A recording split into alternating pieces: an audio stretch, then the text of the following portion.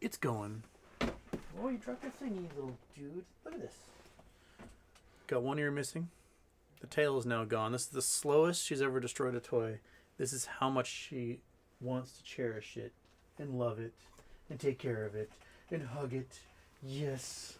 Get that. Oh, you gotta fix your little thingy so that you are in screen. There you are, chewing on your thing. And what everyone actually wants is this.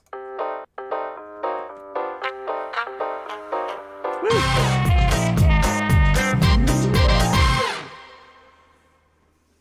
Alrighty, you monsters. It's Houston with a problem. 118. Man, yesterday was a gigantic news day. Today, pretty big news day. What all happened? We banned Russian oil imports in the U.S. Shell Oil finally said, after they did a huge Russian oil buy, said that they're no longer going to purchase Russian oil. Oil prices skyrocketed, and then today had their largest single drop in history. And then gas prices still went up. Putin bombed a maternity ward in Mariupol, so things are going well. What else? I already forgot what I put into the description, monkey. I totally forgot. And the stock market is pretending like everything's fine because that's what they do. BlackRock had the single biggest recorded loss in their history based on Russian investments. Oops. Insert that Homer Simpson meme until now or whatever. So far, because they still have probably $100 billion or more exposure to Chinese bonds that will never get paid back. So they might have to start selling some of those homes they bought. And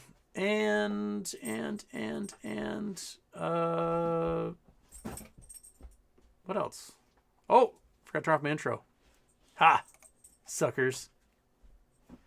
Twice this week. You're not getting a second intro. We're going to go all week. We're going to go all week and no second intro. And what else? What else, monkey? What else we got going on? Do you have any other news to throw in there? I'm sure you guys will remind me. And we'll chit-chat about it, because you always do. Okay, Brandon T. Houston, did you watch the HBO documentary, the Jon Stewart Stock Market Show yet? If did, thoughts? Yeah, I watched it. I think Stewart would have benefited if he had like a producer who was familiar with the subject matter. I don't think he quite knew what to ask or quite do the gotcha questions that really would have been like penetrative into all the shenanigans that in the market. He did a pretty good job. The round table was kind of fuddy. Not quite what I wanted to see from folks. But for the most part, it introduced a lot of people who otherwise probably would have never learned about this stuff. Gave them like, oh, what's going on in the market? But I would have loved to have seen a little bit more explanation of the market mechanics behind everything. Like, why do these squeezes happen? How this stuff is being hidden? What, like, more how you're being just screwed. That would have been more satisfying.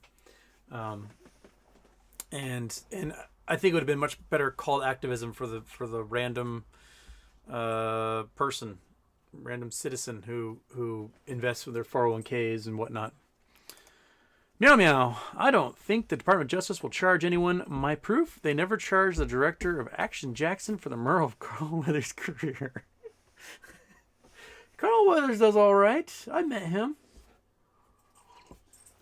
He gets to do Arrested Development every once in a while. Now he's a very sweet man. I waited on him once in a restaurant. It must have been 2012, 2013. It's like 10 years ago. One of my coworkers was like, "Isn't that guy famous?" And I looked and I was like, "Oh, yeah, that dude's the guy that plays like the manager of the airport in Die Hard 2. And she's like, what? No, the other guy's like, oh shit, that's Carl Weathers. Yeah, they're having clams, having a great time. But no, Carl Weathers he's a very sweet man. I like that guy a lot. Okay. Andrew Stewart, Houston, would an ICBM malfunction from a Russian silo trigger their own dead man switch? Considering this. Oh man, like put sputter womp. Man, that would be interesting. I don't know. I have the feeling that there is a large chance, maybe not on the Navy ships, on the submarines, but the ICBMs that are in silos in Siberia, that if they push that button, that there's some fuel line assembly that's rotted. There's something that's going to just go womp and take out everything in that region. I have my doubts as to the maintenance of anything that's 50 years old in Russia. I mean, the Americans are fastidious about maintenance, and that's why we're flying, 65-year-old B-52s with all new navigation equipment and everything, and they're expected to fly for 100 years, which is insane. But like, we check the tires, we go through checklists, we fastidiously sweep the runways, we do all sorts of things to maintain these vehicles at really, really high calibers compared to what the Russians have done. Yeah, there's motor pool Mondays. A lot of veterans will tell you all about those. You got to go and rotate tires and check wheel bearings and dipstick the oil and move them around so they're different. The sun faces a different way on them. All stuff like that. Chakuseki, do you think Ryan Cohen's buy into Bed Bath & Beyond could set up a run due to FTDs similar to GME run up in January? Could be an affordable new play with leaps. Yeah. I think so. I think it's that, and I think it's also him flexing and showing that he can boost other brick and mortar investments. I don't think it's just because it's a screw you to the shorts. I think that's a large part of it, but his business model turnaround will work with these brick and mortars that can go to have significant online presences. And I think one of the main models for a lot of these brick and mortars moving online is that you can have a shop in each town, and that shop can also serve as a warehouse that can send products out. So you can do in-store pickup, you can do all sorts of things like that. And I think that is the model that they're going for, and they can turn around a lot of these businesses that have lost out to like Amazon, and Amazon just announced they're closing all their stores. So they had done an experiment where like, oh, we're gonna make brick and mortar stores and do a little experiment, and they closed those all this month, or they're in the process of closing them. I think a large part of it was it's just during COVID there's no reason to have those brick and mortars, but the folks who are investing in those brick and mortars, they've got to have some sort of way of boosting their business. Like I have a friend who he's got a record shop. They do like classic vinyl records and stuff. And they have a shop and a storefront, and I would say 10% of his business is people walking in and going through the records. What that storefront is for is that he's got an online website and people order rare records through him, and that's where he makes 90% of his business. So his store serves as the warehouse for all those online orders and gives them a place to do that all, and tax write-off, and gets them out of the house and so on. Okay.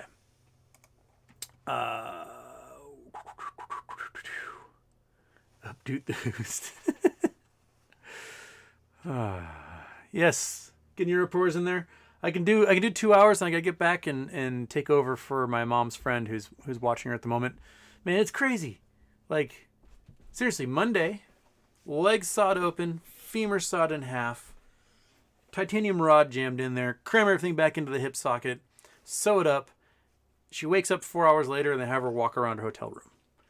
All day yesterday, I'm at her house, and she's getting up and like motoring around with her walker, just kind of doing figure eights around the living room, the couch, and the dining room table. And she sits down for half an hour. She gets up and She had her leg sawed in half less than 24 hours earlier, and she is doing hundreds of steps just walking around the house. It is just mind-boggling. Like, I sprained my ankle and I can't walk for a month. She had her femur sawed in half and she's just walking around the house. It's crazy. Isn't it, monkey? Oh, it's dead. She finally did it. She did it. It's dead. It's dead. I gotta get out of the way. Come here, chair. Ugh. If you can see up in the monkey butt corner, it's dead. That's all that's left of the... she finally did it. She finally did it. The little guy has been drained of his life force. Oh, that poor fella. Look at it. His guts. He's done, isn't he? He's done. He's done. Yeah, now you have to de-thread it, aren't you? He's got no guts left. You murdered him. You absolutely killed the fella. Look at right in the camera. You know exactly what you did. You look right there. Yeah, tell everyone what you did. Okay. Where am I? Oh yeah, day schedule making your reports happy. I'm glad to get you in here before I run away. It's beautiful weather outside. You guys can't quite see it because it kind of bled out behind me, but it's like sunny and green, and trees are starting to get leaves, and the car is absolutely covered in cedar pollen. Looks like it went through a mud pit. Just awful. Alan Woodwork, I just watched the Investor Summit presentation from Ken Rice from Metamaterials. Ken said at the end of the presentation, a preferred A shareholder dividend will be distributed later this year. Oh, really? That is interesting. Okay. All right, that must mean they're going to sell that land. Wow. Okay. All right, that's good news.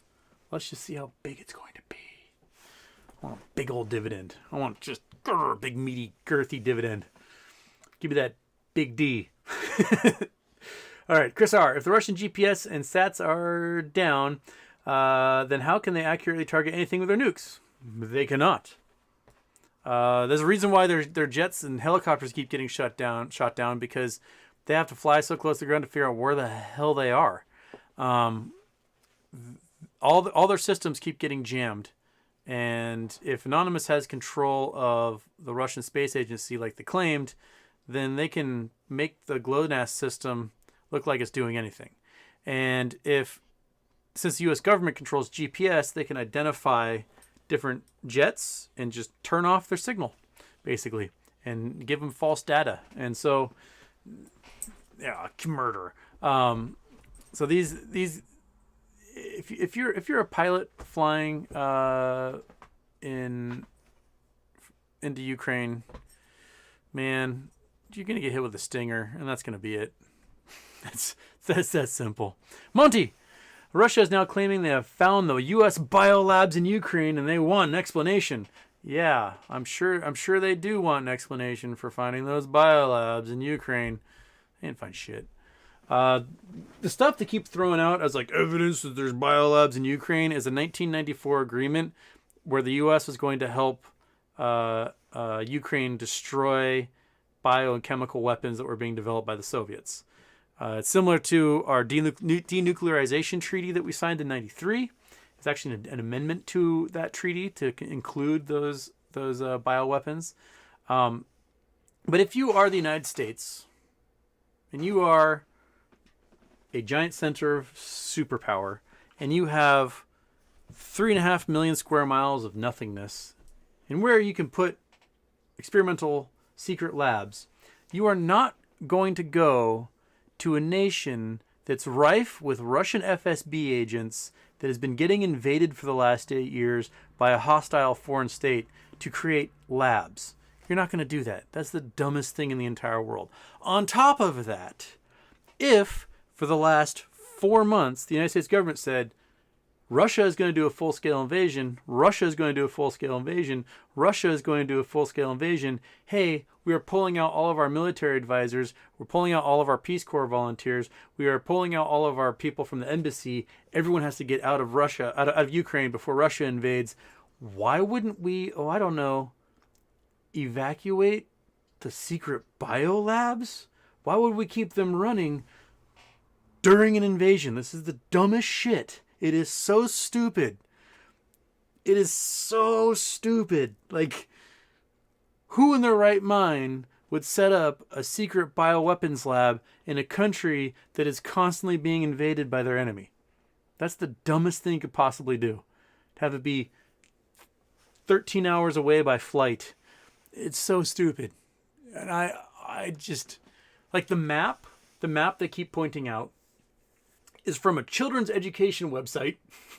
And what they did is they put it in paint and they put little dots where all the labs are here. Basically put a lab on every major city in Ukraine without doing any thoughts about where those cities are located. And so they put some of those dots in Crimea that have been controlled by the Russians since 2014. They put some of those dots in Donbass, which has been controlled by the Russians since 2014 and essentially been at war since then.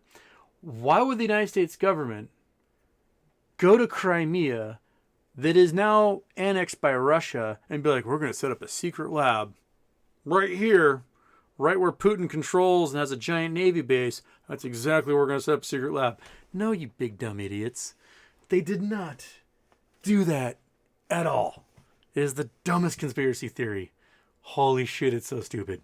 So yes, the Russians can claim they have found U.S. biolabs in Ukraine. They can also claim that they're denazifying with the Wagner Group, which are a bunch of Nazis. And they can also claim that Ukraine's going to set off a dirty bomb, even though Russians shelled the largest nuclear plant in Europe. They can claim all sorts of things. But Putin's a big fat liar, and he's really bad at it. And his soldiers, get captured because they use Grindr, or they get captured because they bulldoze all the 4G antennas, and their encryption system on their cell phones require 4G. So then they have to use a 2G SIM card from a local phone, which allows the Ukrainians to pinpoint exactly the general on the phone call and assassinate him. The Russians are just not good at this crap. They're so bad at it. So bad. And it all comes down to the fact that they're just so corrupt that they'll just quickly do this thing over here so Putin doesn't kill us. And then it's the worst job in the entire world. It's like a fifth grader realizing their science fair experiments due tomorrow and they just throw something together. That has been like the entire MO of the Russian military this entire time. It is so last minute procrastination work of, oh shit, we got this done. So every day they're coming up with a new excuse as to why they invaded Ukraine. And every day it's just the dumbest excuse. They're invading Ukraine because they want Ukraine. That's why. Okay. John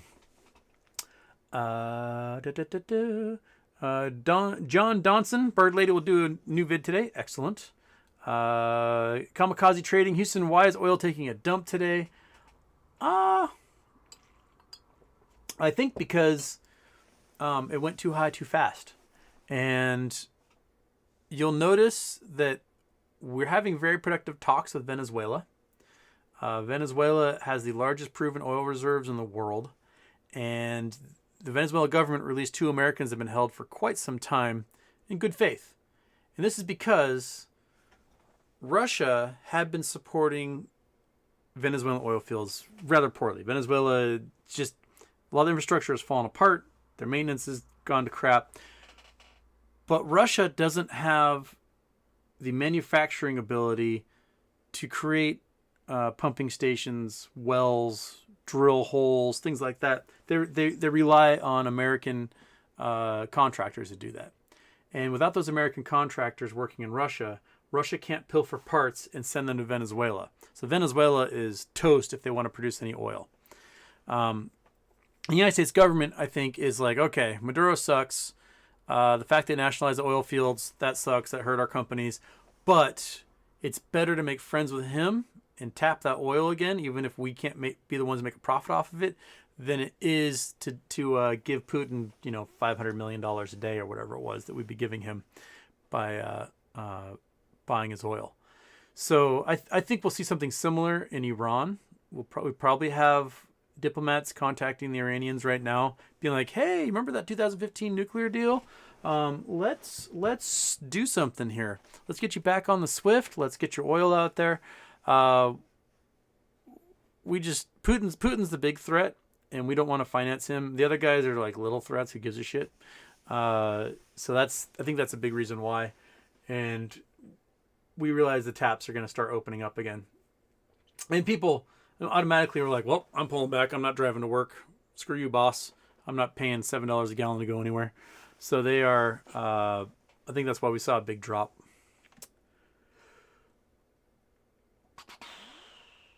Curious one, Houston, from one astronaut to another. Have a fantastic day. If you have the time, read Blitz Ed by Norman Euler, all about Hitler and his very, very high command. Okay, Blitz Ed, Norman Euler. Okay, all right, good to know. World War II books. What's your guys' favorite World War II book? I think mine might be The Longest Day. Do I still have that one? I may have given it away. I don't think I have it anymore. If you're going to read one World War II book, The Longest Day is pretty amazing and engaging. And it's about the invasion of Normandy, and it's just, wow. Just mind-blowing. They made a movie out of it, which, as most movies get made out of books, but yeah, okay. Chris R. If Metamaterials keeps delaying their divvy, then they will be opening themselves up to a legit lawsuit. Possibly. But if the delay in the divvy is a result of the fact their oil field keeps doubling in value, then, your dividend can... If you're going to sue because you didn't get a $20 dividend because they waited to give you a $60 dividend, you're going to feel kind of stupid, right? So I think that's probably why.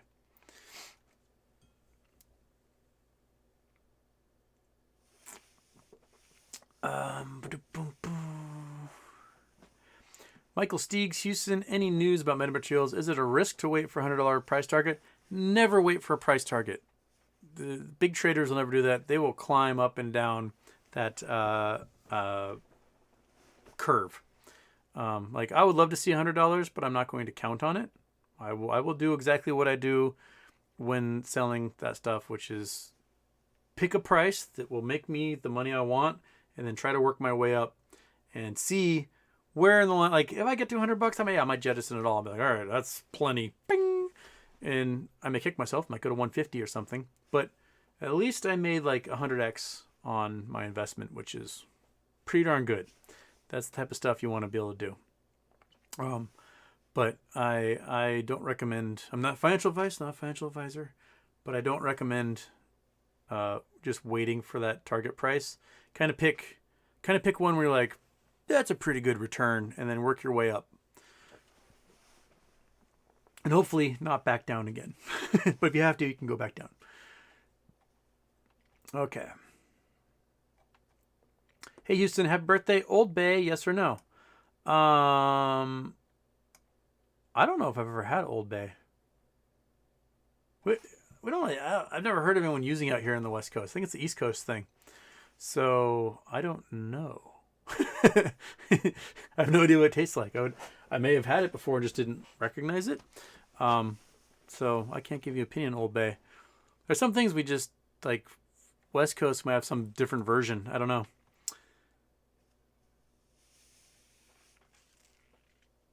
Chud McGruff Cakes. How do you think the ease of information sharing and the exponentially increasing availability of information will have an impact on world evolution? Hope that makes sense. Well, there's a, how to put this. There are a couple of scientists. This is probably 30 years ago. Ehrlich and Ornstein. And Ehrlich and Ornstein, essentially, the main thesis of their argument was humans pretty much stopped evolving.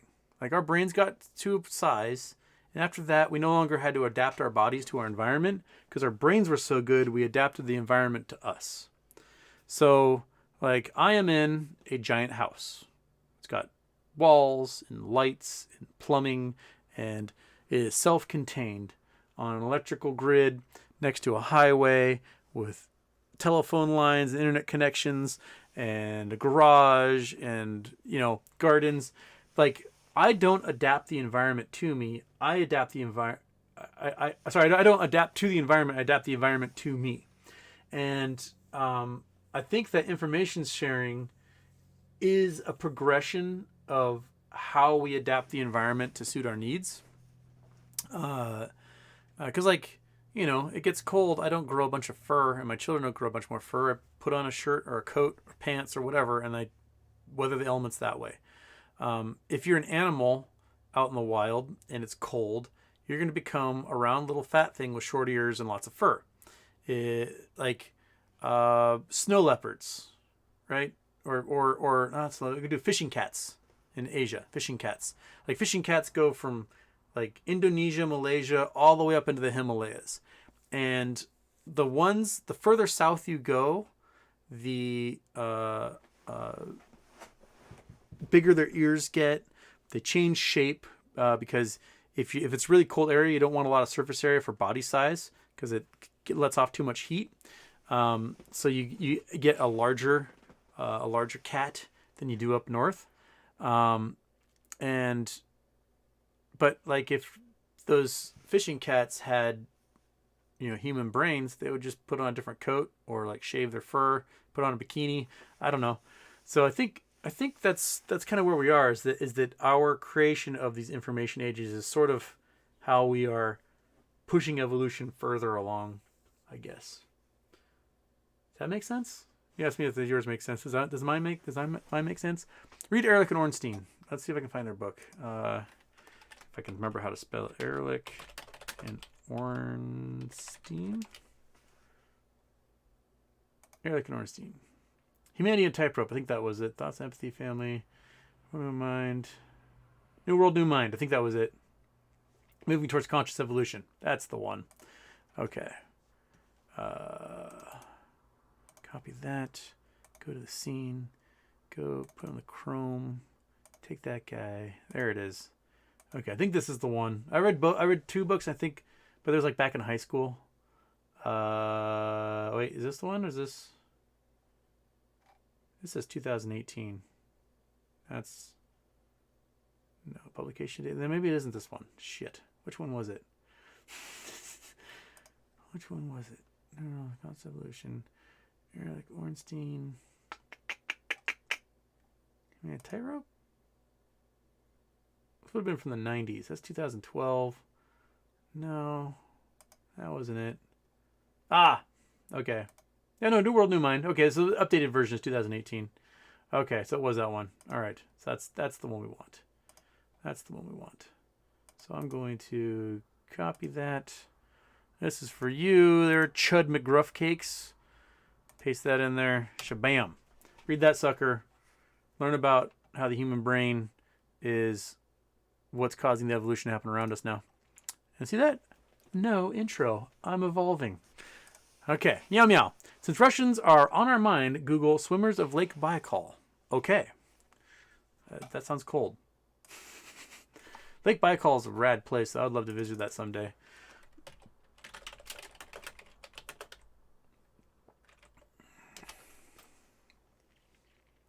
Another book, Russian Navy divers exploring Lake Baikal. Is it a book? Humanoid. Okay, it's Audacity. Odyssey, sorry. Okay. All right, just never know we get to go swimming in Siberia. Oh, sorry, for to include the thingy. One of our favorite quotes made up. Team Russian Navy divers go exploring Lake Baikal. When to their amazement, they encountered giant humanoid beings, obviously not of this world, so they did the only reasonable thing, tried to capture them with nets. Let's just say the rest of the story doesn't work out as well as the diver. Okay. All right. Okay. All right. I'll check out Swimmers of Lake Baikal. So we discover aliens deepest lake. Oh. Okay. I'll look into that. Someone's Lake Baikal. Lake Baikal's a weird place, man. It's a freshwater lake. It's 12,000 feet deep. There's seals. Name a place where there's seals in a freshwater lake. Lake Baikal. When it freezes over, it makes all sorts of crazy like laser sounds. You throw a rocket, it's like pew pew pew pew pew pew pew pew pew. It's really cool. I would love to go there someday. I think there's more fresh water in Lake Baikal than any other lake in the world because it's so deep. Like Lake Superior, biggest by surface area for a freshwater lake, but it's only at most like 300 feet deep or something. Whereas Lake Baikal is also quite large surface area, but then 12,000 feet deep. It's pretty wild. Okay, that was Chud McGruff cakes.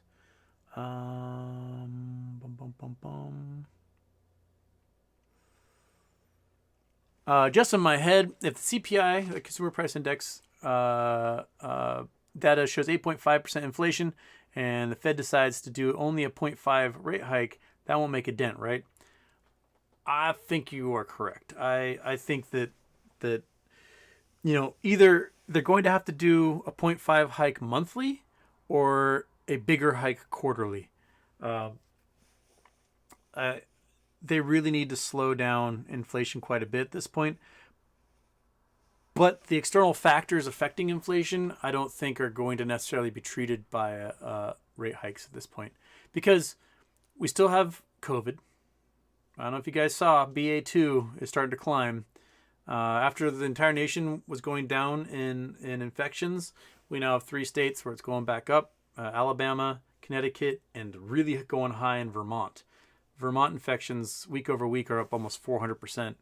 And it's BA2. And the data that came out in a paper on Monday shows BA2 has 28 mutations compared to Omicron, that if you've had a previous COVID infection, you have no protection whatsoever against this, and that efficacy for vaccines may be as low as 30% against BA2.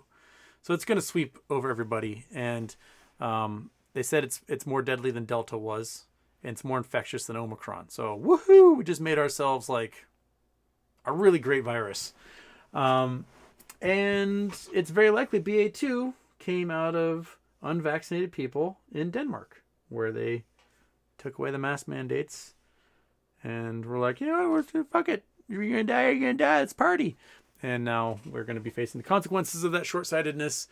And in a month or two, when BA2 is sweeping through the entire population, we will have all sorts of people who are like, who could see this coming? Like every fucking scientist and epidemiologist. So we got that going on, and we still have the supply chain issues and worker shortages and all sorts of stuff.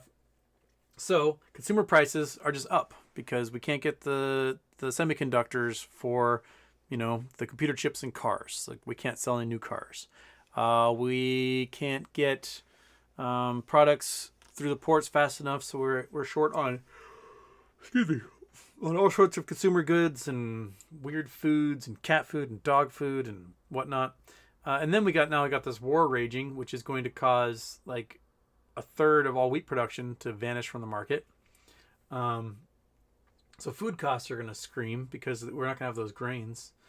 I think a lot of what is happening is going to be outside the control of monetary policy by the Treasury and Federal Reserve. That we're just going to be facing shortages, and that's what we're going to have. So prices are going to go up when you have a limited supply and lots of demand. Okay, just in my head, if J-Powell goes for a full 1% rate hike, do my SPY puts print? Yeah, they print a lot. They will be printy. Anyone who's got SPY prints and they do a full 1% rate hike will make a fortune. Not financial advisor, but I can see the SPY dropping $50-$100, just like a couple of days. Yeah, that's what I think. All right. Oh, We Wild, buddy, reminding you about the coordinates. Sent you DM on Twitter. Oh crap! Send them to me on here, man. Twitter. That's right. You did send. I gotta find them now. So messages. I gotta look for. Where are you, Omer? There you are.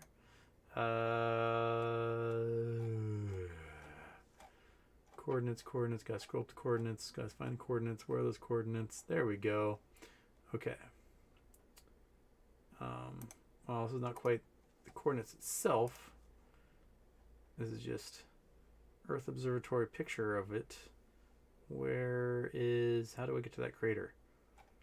Well, heck, man. All right. You gotta send me the actual like physical coordinates for him. Otherwise, just have you gave me a Wikipedia article, so I don't have the coordinates to go to. I can describe what they are, but I won't be able to find exactly where they are necessarily. The Hamakatesh Hakatan. Hamakatesh Hakatan. I'm totally butchering that. Mekatesh geological erosion formations that are in Israel and Sinai. Let's see, are you at the end here? Posting. Where are we? Well, I'm going to look for if you post those coordinates, and then I'll throw them up there. Until then, we're going to move on. Okay.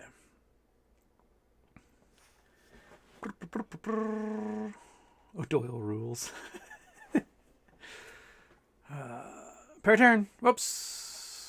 I was just about to read something and then the stupid thing reset because that's what the jerkwad does. Okay, there's Paraturn. There we go. Howdy.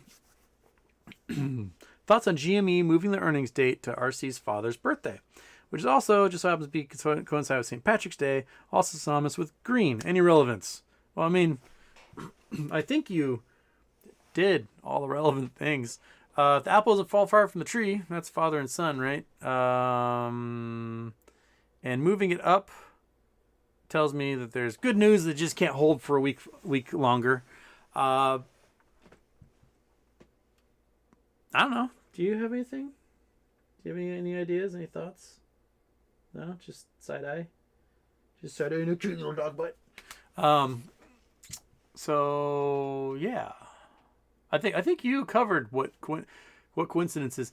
I am the worst at trying to solve those puzzles. I would make such a terrible detective. Just an absolutely terrible detective. I just would miss the clues. And, you know, the serial killer would be wanting to get caught and play cat and mouse games with me. And I'd be like, I don't understand why he sent me a letter. I don't understand why he's, like, making these riddles. I'm not going to be able to solve any of them.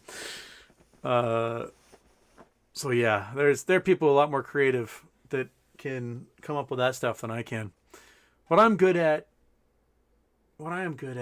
is I'm good at analyzing an asshole and predicting what they're going to do. that's what I'm good at. You want me to predict Putin's movements? I can do that because I know assholes really well. But I'm not going to be able to parse information out of cryptographic anything. Okay. John Castro, surprised to see you today. Mom is doing well. Mom is doing fantastic. It is, yeah, like I said, she's just motoring all over the place. And she's got her best friend over her house. They love to play this game called Nerds. I have no idea what it even means, but they will play it for like 10 hours without even looking up from the table. So they're having a great time. I get to do this show, and then at 3 o'clock, basically go home and relieve my mom's friend for the evening, and make sure my mom... What the things I have to do for her, because she's moving around just fine with her walker and getting up and down off of chairs, is like she goes to the kitchen, she fixes herself a dinner, and then she's like, take that plate and put it on the table for me. And so I take the plate and put it on the table, and then she comes motoring up in her walker. And so she'll have, I don't know, a few weeks, maybe 3 weeks with the walker, another week or two with the cane, and then after like 5-6 weeks, she's going to be walking normally everywhere like a human being, like a bipedal human being. It's pretty crazy. Man, the hip, like everyone I've ever met who's had a hip replacement has said it is the single greatest thing they've ever done in their entire lives.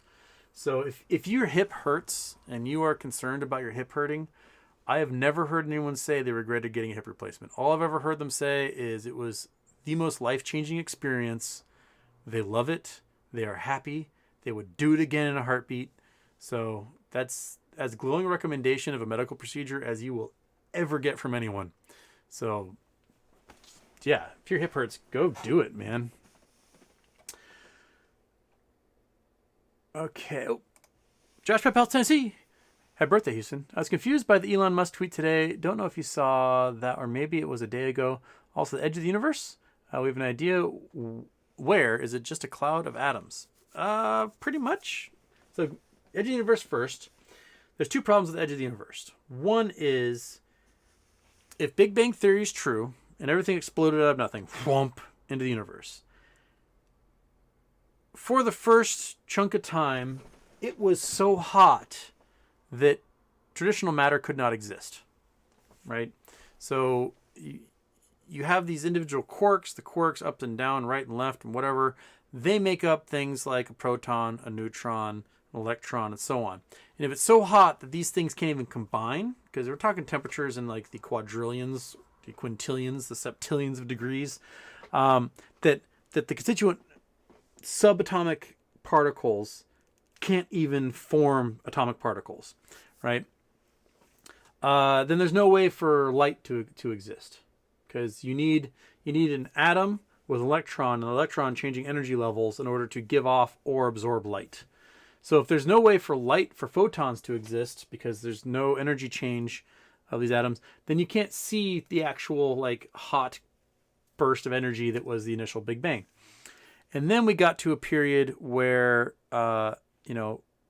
neutrons and protons are able to exist, but it might have just been all hydrogen, or 90% hydrogen, 10% helium, and it was still so hot there weren't electrons attached. So again, that's dark matter. You can't see it if there's no electrons. So about those energy levels changing, you have no idea what that thing looks like. So for about 400,000 years, it was that hot mix of goo, and then slowly, as it expanded outwards, it started to cool off. The electrons started to bond with those atoms, and then matter started to coalesce and make the gas clouds, eventually form stars that form galaxies, and so on. And so we can see back 13.8 billion years to a fuzzy point in time that is probably that point where the electrons first started to connect to the atoms themselves and give off light. The problem is it's redshifting so far away from us that light is in the microwave. It's like radio range, like cold. So we call it the cosmic microwave background radiation.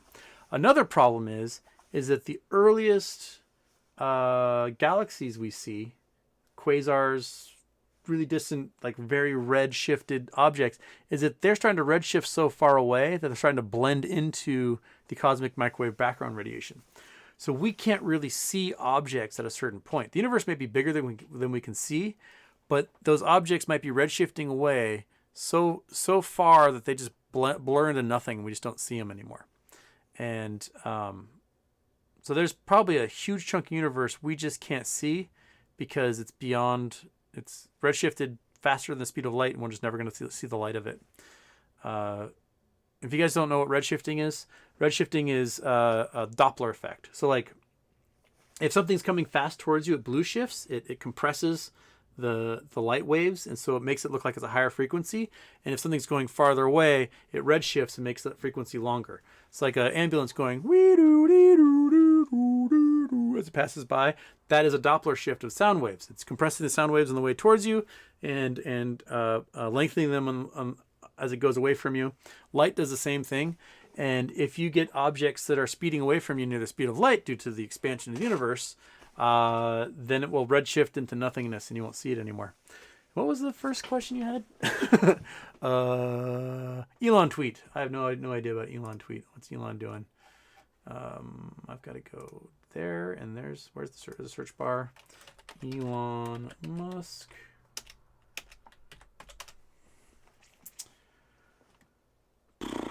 What's he tweeting? It's got a SpaceX liftoff. Oh, is it the one, the Satoshi Nakamoto one? This one? This is Bitcoin. Satoshi Nakamoto was the the creator of Bitcoin, and that is what that is. Satoshi Nakamoto. That's what it means. If that's the one you're talking about. Okay. Which also means central intelligence. So think about that. Nakamoto is central, and Satoshi is intelligence. So it's intelligence central intelligence. Look that one up for you conspiracy theorists. You guys want to give me conspiracy theories about biolabs in Ukraine? I'm going to tell you Bitcoin was created by the CIA, baby. Ha ha! Suck on that. Okay. Well, put those coordinates in there yet? Oh, there we go. Here's some coordinates from him. Okay. Let us Control C. Let us go to the Google Earth and travel the world. Bam. Put a space right there, and boom. All right. We're going to Israel. We're going to the desert. We're going to give me some pixels, baby. Give me some pixels. Come on, you can do it. I have faith in you that we can get to something better than whatever this is. Come on. So yeah, here we go. There's the big old cliff line. So these are, what are these things called again?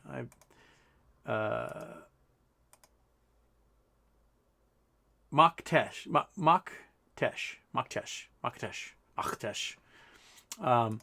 So these are crazy formations, and they only form in Israel and in the Sinai. So you these cliffs here, there's some here. There's 7 of them.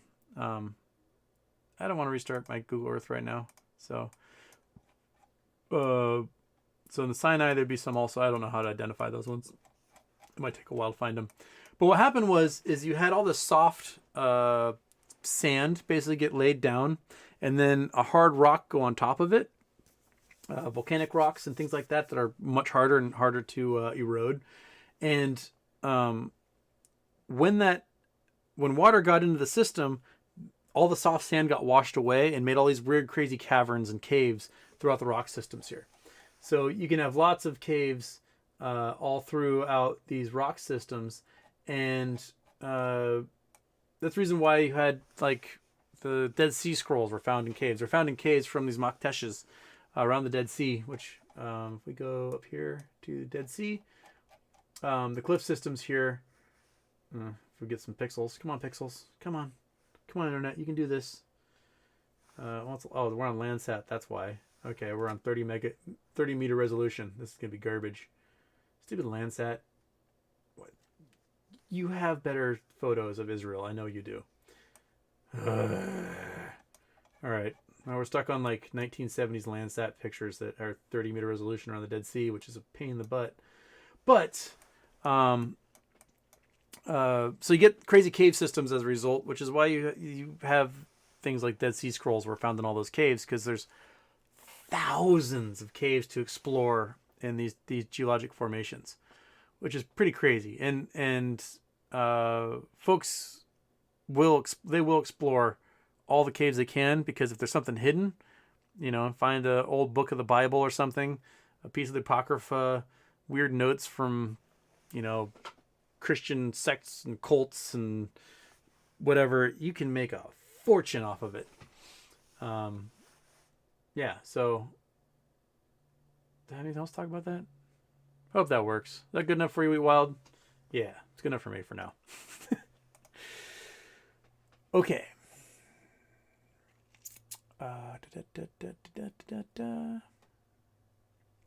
Paratarian also forgot to ask the other stream, what did you think of Wall Street Bets trying to tank the Jon Stewart Ask Me Anything last minute? Very Tom Petty of them to do so. I don't hear about that.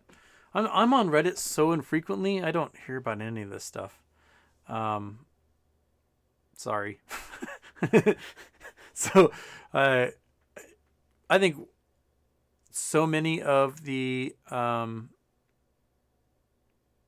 subreddits are compromised by hedge funds. I mean, if you want to make a quick $50,000 or $100,000, create a subreddit about a stock, get a couple 100,000 people involved, and someone from Citadel or someone's going to say, hey, can I buy my way onto being an admin of this for $100,000? And then go, oh, well, cool, fuck it, 100 grand, I'll take that and I'll buy a bunch of GME with it. And that's probably what's happened. I mean, 100 grand, whatever. I can go create another subreddit and I'll get another 100 grand out of it. So why not? I mean, if you would take 100 grand right now, let's go to the calculator. Oh shit, did I close the calculator app? Calculator. Bam. Go to the calculator. We gotta turn off the Google Earth. We gotta turn off the Chrome. There we go. Okay, we're calculator. You got 100 grand. Dun, dun, dun, dun, dun. And you can buy what is, I'm just gonna do options for metamaterial right now. So metamaterial options for January 20th, 2023. You can get $10 calls for $25. Okay, you have $100,000. You're going to buy as many calls. You can get 4,000 calls at $10 for metamaterial for January 2023. Okay, if between now and then the stock price for metamaterial squeezes to $100, right? So you got 100 shares. Oops, 100 shares in each one of those. So you have 400,000 shares in your control, and that price squeezes to $100, which gives you $90 profit or so on each one. You have yourself $36 million. So maybe I should start a Reddit and get myself enough so I can get 400,000 shares of metamaterial and make $36 million off of that. You would enjoy that, right? That'd finally pay for a tank of gas, wouldn't it? Not too shabby. Not too shabby at all. So, these investors, they're all about the money. And they can always start another thread, have it be legit for 5 months until the hedgies come calling again, and then make another $50,000 or $100,000. Yeah. Johan Skinner says, anybody actually gotten 100 grand for that? I think most people who have run those subreddits have. And the ones that have integrity that won't take that money, they're like, I'm out. See you later, losers. I'm not going to be part of this. And that's why you have or they'll just straight up sell their Reddit name to someone. Yeah, so that's I have no doubt people have sold out. People sell out all the time for things. And like, if you're not selling your Reddit name, you're just selling access for a new mod to jump on. Then you kind of keep a little bit of your street cred. You just go and form a new subreddit. Be like, oh, this subreddit's gotten out of control. I'm going to go create Superstonk. Superstonk has gotten out of control. I'm going to go create, and then you just work your way down and just keep selling out each time and make another 50 or 100 grand. Because it's cheaper. It's cheaper to compromise a subreddit than it is to close your positions. That's why they'll gladly spend hundreds of thousands of dollars to pay for, articles that tell people to sell their stock, or to spread FUD on these message boards, because it's cheaper than spending $10 trillion to close their positions. And that's kind of how it rolls there. Okay, that's Wall Street Bets question. People tell me to turn off my intro, which I remembered.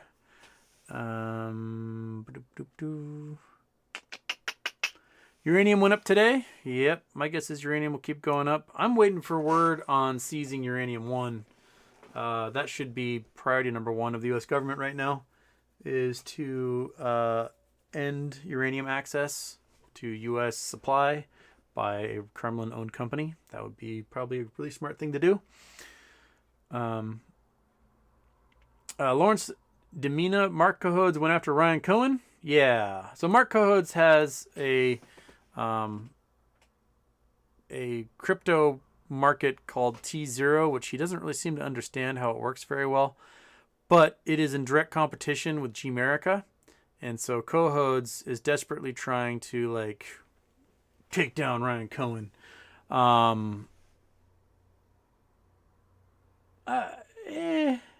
Like Cohodes, yeah, he's got his business dealings, does his thing.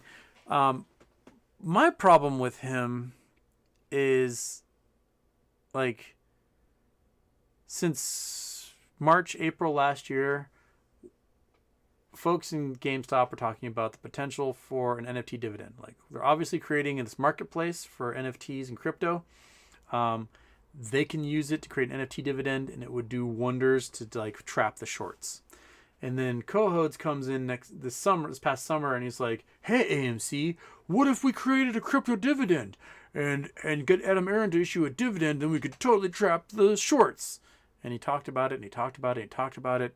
And I and other people were like, "Dude, AMC can't offer a dividend because they've got $5 billion in debt. They're not allowed to offer a dividend." And he hammered, and he had meetings with Adam Aaron and all this stuff. And Adam Aaron's like, "We can't offer a dividend until we get rid of this debt." And Cohodes still hammered on it for like months afterwards. Like you know that it's not going to work, and you stole the idea, but it's because you want to make your T0 have some sort of relevancy. And at the moment it doesn't, because minting and trading is still just as expensive on T0 as it is through, normal exchanges. And Loopring, Gmerica, that has actually reduced the price of minting and trading. So, he's just angry that his system, I don't think, is going to survive unless they do a massive overhaul on it. Okay. Left-hand wave, fix for second intro. Can you set a batch file or script that runs then closes the intro? That way you only need to run the script, and you won't need to worry about close the intro. I have no idea, because I use OBS, and OBS just has a thing. You click, the intro goes, and if you don't click it again, whenever you go to that screen, it'll be intro. I mean, maybe if I made like an intro-only screen, that might work. I'll figure it out. Or I won't. And we'll just see. It's just a fun game, right? Am I going to remember to do it or not? That seems to be like, what are the odds today that he's going to remember to turn it off? That's what you guys get great joy out of me being an idiot and bringing turn it off. Okay. Hamfingers. Hey, Houston, do you see us going into recession? And is a recession the only thing that will trigger moas? I think a recession is really easy to get into. That we can very likely have a bear market and go into recession that way. The one thing keeping us out of recession right now, I believe, is the fact that there's a giant worker shortage. The people are still buying stuff. Apparently we've run out of workers to fill roles, and so companies are like, oh crap, we got to get back up to speed, and they just can't find the workers to do it, and that is causing wages to finally increase for the first time ever. It might not be increasing at the rate that inflation is increasing, but we're seeing wages grow at a rate they haven't done in 30 years. Yeah, so that's probably the big thing. The big thing where they are. Always on Houston. How did Back to the Future miss on not having cell phones attached to everyone? That is, like, would it be funny if they did Back to the Future in 1990 or whenever Back to the Future 2 was, and everyone is just walking around like this in 2022, getting like hit by cars, running into doors, tripping over each other. That would have been the most hilarious prediction. What are you doing? Playing Candy Crush? Oh, okay. I don't know what that is. Peter Joy. Gas prices are going through the roof. I can't wait to see the oil companies post record profit. Oil companies are already posting record profits.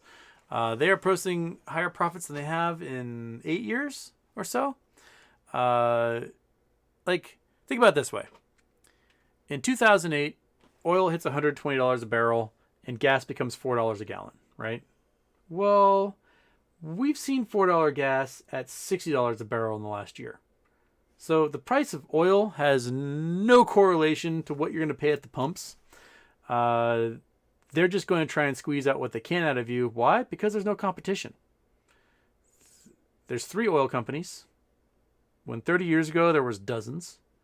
And, you know, the number of gas stations has plummeted. We now have, rather than having like hundreds of small gas stations, we've got a few big ones that rather than having like 4 pumps, each have 12 or whatever. So competition has significantly dropped. The distribution of gasoline, the market for distributing gas, independent resellers, wholesalers, things like that. There used to be thousands of them in like each state. Up until the early 2000s, Georgia, the state of Georgia had like 1,200 companies you could buy wholesale gasoline from for your gas station. And so there was an incredible amount of competition. So Georgia always consistently had like the cheapest gasoline in America, whereas other states kind of closed the antitrust laws on those, and quickly all those wholesalers got consolidated into one company that controlled an entire state or entire region. And so then the gas stations only had one person that could buy it from. So it doesn't matter, like you can see like Chevron with Techron, whatever, they're getting their gasoline from the exact same refinery as everyone else. Doesn't matter if it's Chevron or whatever. Those refineries are making gasoline for entire regions. It might be owned by one company or another, but that gasoline is probably all the same. It might be different standards that some of that stuff gets refined to. Oh, this one's got 10% ethanol or whatever. But all that crap's the same. And, you know, I think if we don't nationalize the oil companies and just have a national oil company, because we might as well, because all of it's on federal land anyway that they exploit, then we need to break them apart. We need to go back to dozens of large oil companies. We need to go back to a whole bunch of wholesalers in each state and just make things a little less efficient and a little more competitive. And the prices would go and reward more people along the way. Okay. Just from Dex. Who is the worst trader in modern times and why is it Gabe Plotkin? Yeah. The dude lost $7 billion this year. Something like that. That's pretty garbage. I mean, he seems to take the wrong bet on everything to the point where it's almost like we need to create a Plotkin index. So we have Unusual Whales made the Jim Cramer index, so you can like do the opposite. They also made the Nancy Pelosi index, so you can trade like Nancy Pelosi and make a fortune. So I would love to see the Gabe Plotkin one. Be like, what did Gabe Plotkin do today? Oh, I'm going to do the exact. He bought puts. I'm going to buy calls. Oh, he invested into nickel futures. Or he shorted nickel futures. I am going to invest in go long on nickel futures or whatever. Yeah, Plotkin is. Maybe it's like the Sports Illustrated or the Madden curse. You know, they put you on the cover of Sports Illustrated or on the cover of Madden, and then you end up having like the worst season of your life. Maybe he got put on like the cover of Fortune or something, and that just poisoned him forever. Not to be superstitious or anything, but that boy tainted. He's not going to recover from that. Okay.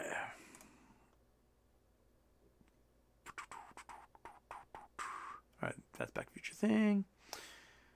Gas prices. People wish my mom well. Thank you for wishing my mom well.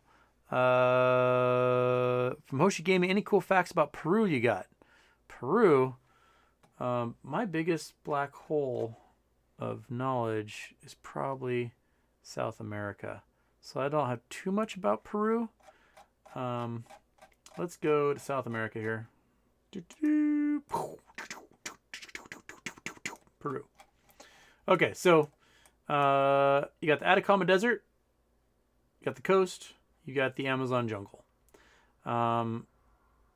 These mountains are created by the subduction zone here, where South America is pushing over the Pacific Ocean plate. That stuff dives underneath, gets super hot, becomes molten magma, shoots back up, and makes a volcanic range that runs the entire extent of South America, from north to south. One of the longest mountain ranges in the world. But there's tons of metals here. There's lots of gold and copper and silver. That might be it. That might be all I know about Peru. I know that it's always misting in like Lima, and the street kids will steal your wiper blades from you, then sell them back to you.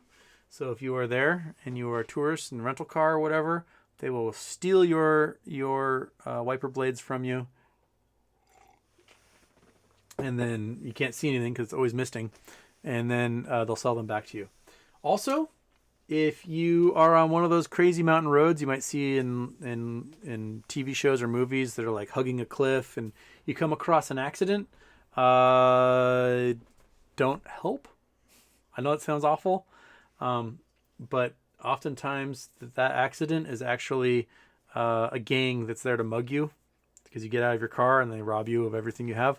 It's a very sad thing to say, but it happened to more than one friend of mine who went down there for, like, I'm going to go motorcycle across Peru, like, I don't know, Che or something.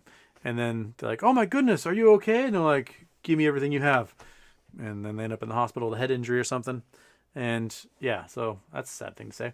But I'd love to go visit. I'd love to see the mountains. I'd love to, do the Machu Picchu thing. I'd love to go to the jungle. Get a botfly, raise it until it becomes an adult fly or something. That'd be great. But I have not made it south of the equator yet. That's my glaring hole. I've not made it south of the equator, and I'd love to get south of the equator someday. Further south I've been. Let's see, how far south is Okinawa?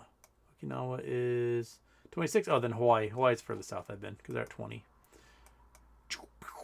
degrees south. 19 degrees south, whatever it is. I want to go, and I need some big payoffs, and then I can go. Oh, Scott Ellis, Houston, what was included in the executive order of crypto today? Actually, oh my goodness, I read the briefest thing on it, and then I forgot to go back and Biden crypto.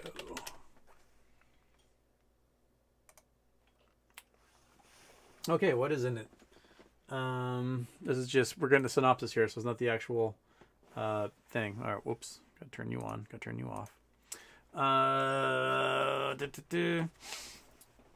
Urges Federal Reserve to explore whether central banks should jump in and create its own digital currency. So basically creating, I guess, a national digital currency, which is probably where things are headed. So they want to examine the risk and benefits of digital assets. And senior administration official who previewed the order on Tuesday, conditioned anonymity, set up the White House. Under the executive order, Biden also directed the Treasury Department and other federal agencies to study the impact of cryptocurrency on financial stability and national security. Okay. Biden's economic help position the U.S. to keep playing a leading role in the innovation of government's digital assets ecosystem at home and abroad in a way that protects consumers, consistent with our democratic values, and advances global competitiveness. Action comes lawmakers increasingly voicing concern that Russia is using cryptocurrency to avoid impact of sanctions imposed on its banks, oligarchs, oil industry. Here's what I think is going to happen: is they're going to do an investigation, and they're going to say, okay, the United States government will create a digital cryptocurrency that can be traded and used as an actual currency at stores and whatnot, without killing off cash directly, because let's face it, we actually rely on a lot of cash being overseas, exporting our dollars overseas. And some folks don't have access to the internet to use cryptocurrency, so, keeping things physical and digital probably work. Just tie them one-to-one. And also it would kill off a lot of scams, like your US dollar tether coin scam. Like, why would you buy a US dollar tether coin that is a giant scam that's just stealing your money when you can just do a same trade with a regular US dollar coin or whatever it would be? And my guess is that they will have regulations to the point where if you have a crypto wallet, you must announce it or have a name attached to it. It can't be a hidden wallet, and it will be hard to enforce. But it would be one of those things like if you get caught with one that's not registered, then you might lose your assets or something. And it's probably they're probably trying to cut down on money laundering and international shenanigans, and that they will, create a national system like tie it into SWIFT or something, so that the U.S. government can have like all-seeing eyes on this stuff. It doesn't sound like it's really doing much more than saying, Federal Reserve, take a look at this. Tell me what you think. They probably have a bunch of bullet points that they gave the Federal Reserve. Like, look at this, wink, wink, and you're going to do this, wink, wink. And the Federal Reserve a month later like, we did a bunch of research and we come up with these things. So they're probably looking for confirmation bias on a lot of the assessments that they made already. And they're just going to have the Federal Reserve do that for them. And if they regulate it, then all of a sudden you can have these crypto assets be tied into other dealings that hedge funds do. Because remember, like, they have their assets under management, but their crypto assets do not count towards the assets under management. And so when those cryptos fluctuate all over the place and would normally trigger margin calls, is not affecting what they do with securities. And so they're going to probably tie these in as actual securities to be looked at. That would be my biggest guess out of all of that.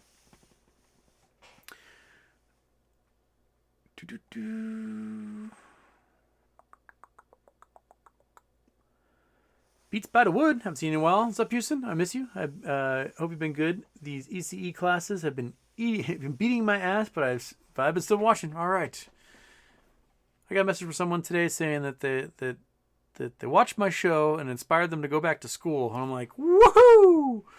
Home run.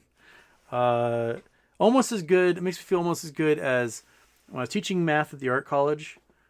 I taught this math class, and we were doing parabolas, and we kind of got off topic, and I started talking about ways parabolas were used and what a focal point means and what parabolic mirrors are. So basically I drew a giant telescope on the board, talked about how a parabolic mirror focuses all the light that hits different parts of the mirror to the same focal point, and that's why you make the mirror that shape.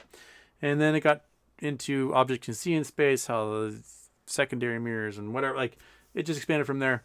And at the end of the quarter, one of my students, he was a GI Bill student, former paratrooper, and he was there for graphic design. A marvelous artist, absolutely just phenomenal artist.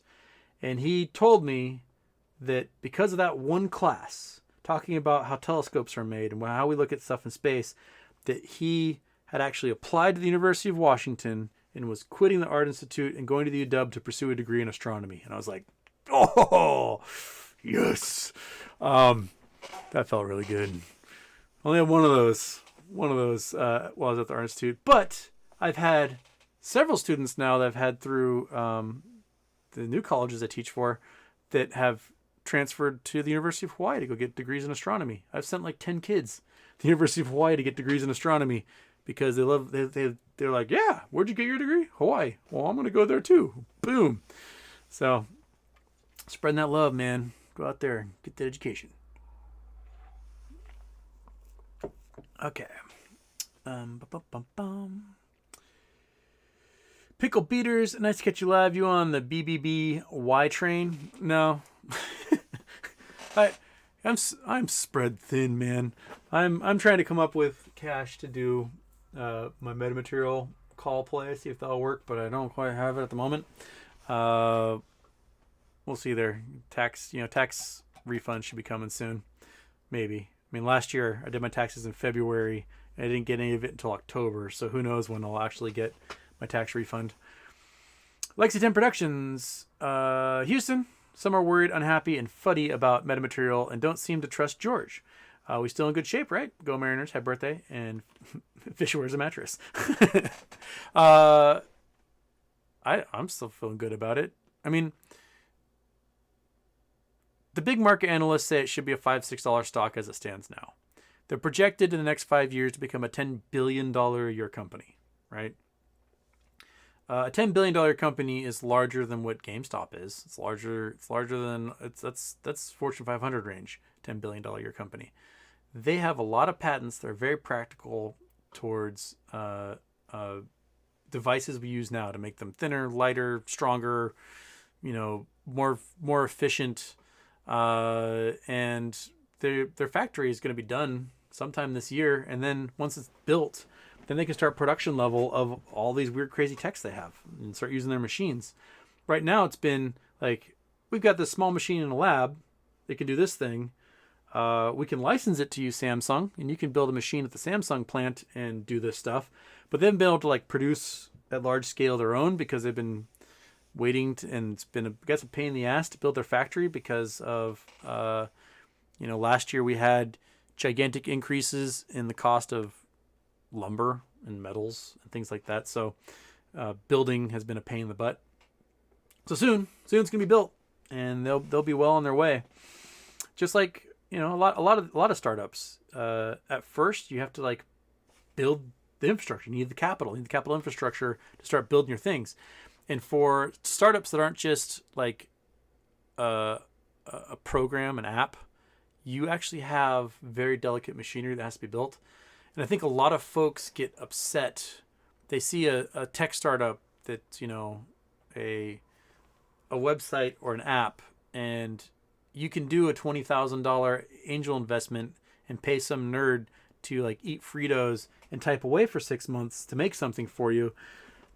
But when you need something that involves like a $10 million machine that you have to specially make and design and engineer and have custom built so they can produce this one piece of tech you have, that's a big difference. And a lot of folks that are into venture capital have a hard time comprehending, like, well, how come Microsoft can just pump out a product? Like, well, because all they need is a laptop, right? Like, you want to create interface, you just make a laptop, and you can sell the ones and zeros to people.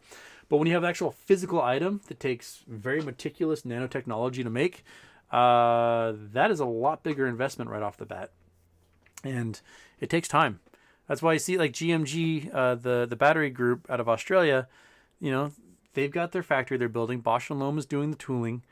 It takes a while because graphene is very hard to make, right? You can't just be like, well, I'm going to set up a graphene factory and have one just like shipped from China on Alibaba and boom, we got a graphene factory. No, you have to specially make all of this tooling and equipment because it's one of a kind using very specific patents and designs.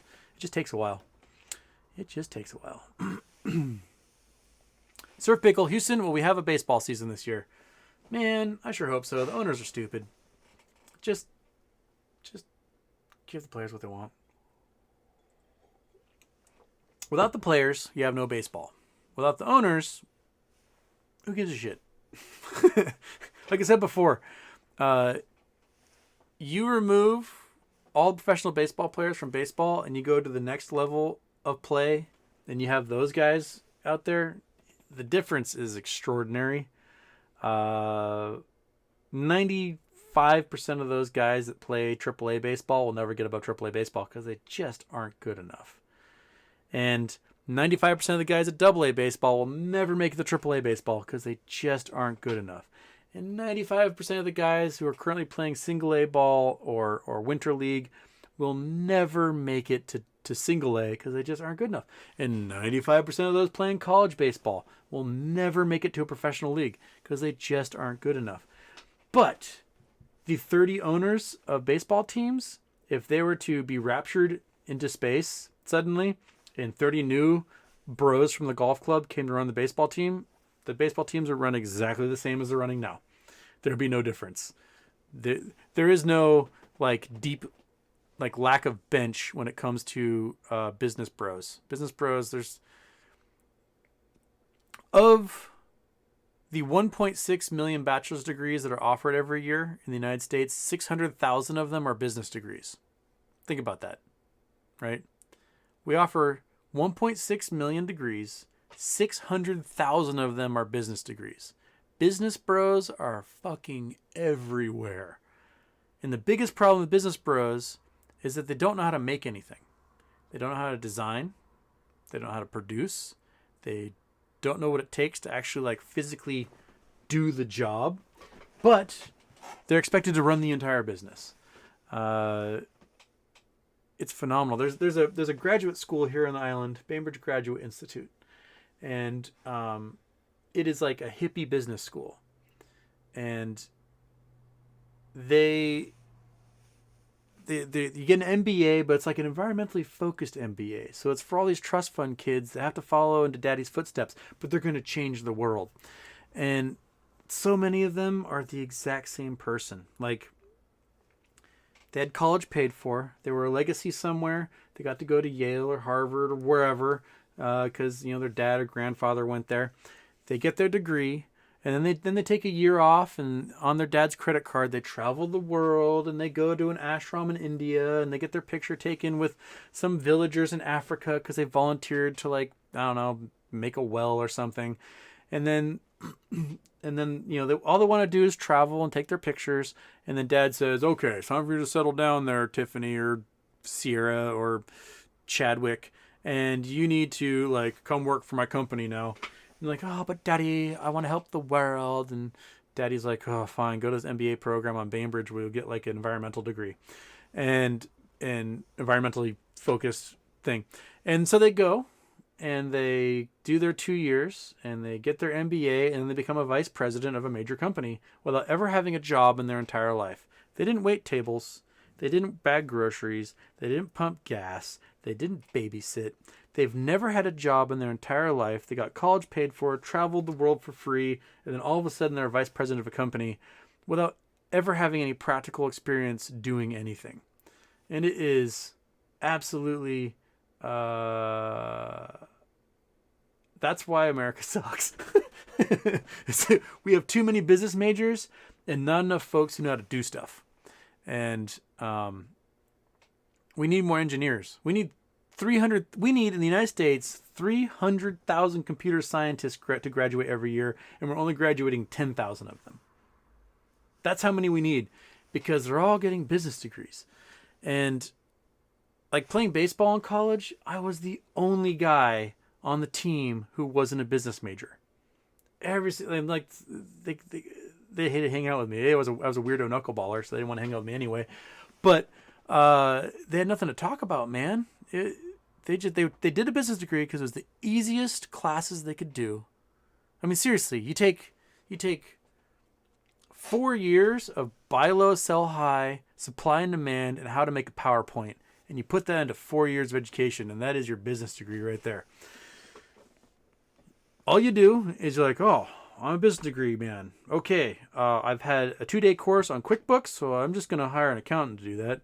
I don't know how to actually produce anything, so I'm just gonna hire some engineer to do that for me, and I care about marketing, so I'm gonna have the marketing guys ruin whatever design you're gonna do, which is how you end up with like some business bro cutting costs, and so that the solenoid is now mated to the starter, and so when the solenoid goes out, you have to pay $400 for a starter rather than just getting a new $10 solenoid for a car. It is the most frustrating crap.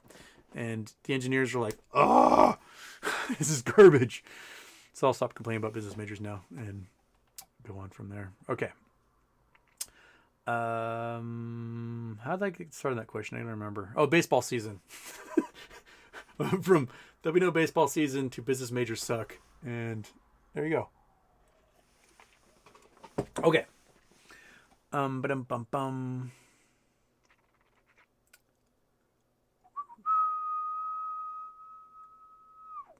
Okay, so holy shit, I am so far behind. I'm an hour and 10 minutes behind already?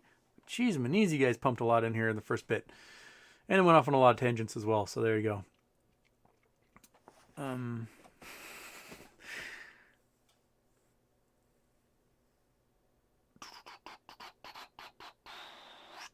Winter Sama, Houston, any clue why Ukraine tried to enlist Africans to fight against the Russian invasion even though they are not citizens?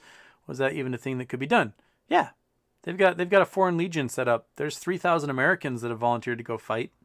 They're taking anyone who will come and fight the Russians with them. So there's a giant foreign legion that's forming and so they're taking any volunteers, mercenaries, anyone who can come help. So yeah, there's a lot of that going on.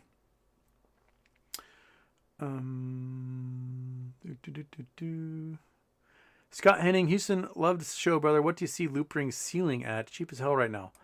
How many loop ring coins are there?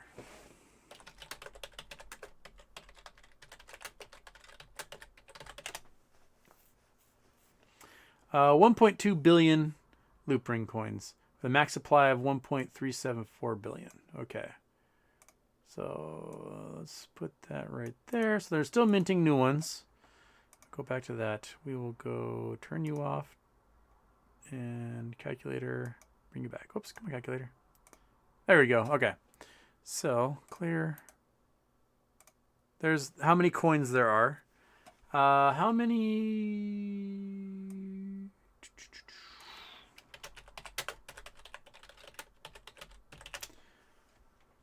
So Bitcoin will only have 21 million total. So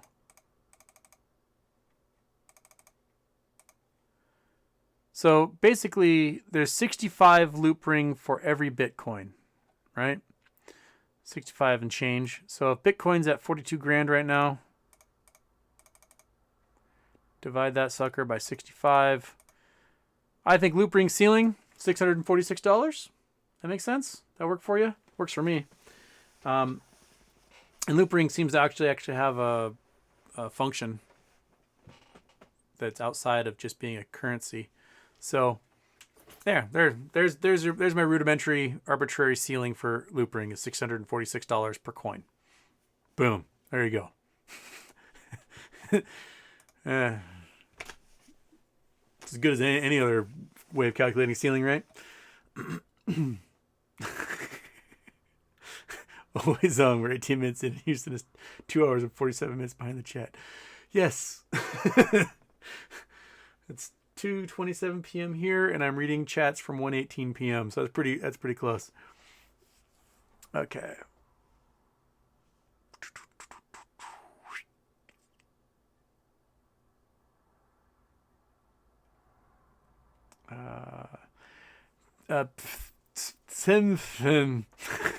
Houston, I'm confused about the whole alleged nickel squeeze situation. Why is it taken off the exchange? Do you think something like this will happen to GME? Well, the nickel thing is a little different because there's actually a limit to the physical supply of how much nickel can be like produced. And there was a nickel squeeze in 2008.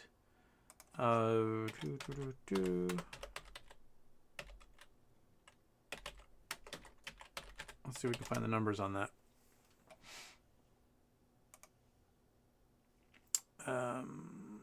I want to get rid of, I don't care about 2022. So minus 2022. I want only things from 2008. Boom. Yeah, so nickel was super low and then went screaming. Let's do that's June. Oh, that's plane flying. Why am I going there? Okay. So this is 2007 when aluminum went screaming just before everything collapsed. Oh, you guys can't see shit because I'm not showing you actually what's happening. There we go. That helps. Okay, this is 2007. Let's see here if they talk about nickel in here. Copper, boom, boom, boom. Nickel was at 36,000. So basically, nickel prices 2 days ago were below 2007 prices, and they went screaming just before the crash. The economy crashed. So the thing about metals is right before the economy crashes, right, there becomes a whole bunch of demand for these metals that get used in all sorts of products. So copper, aluminum, silver, whatever. You will get a demand for these base metals.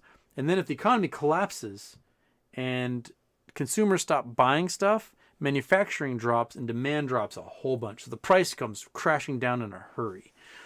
So what I think was happening was you had major investors going short on nickel, thinking the economy is going to crash.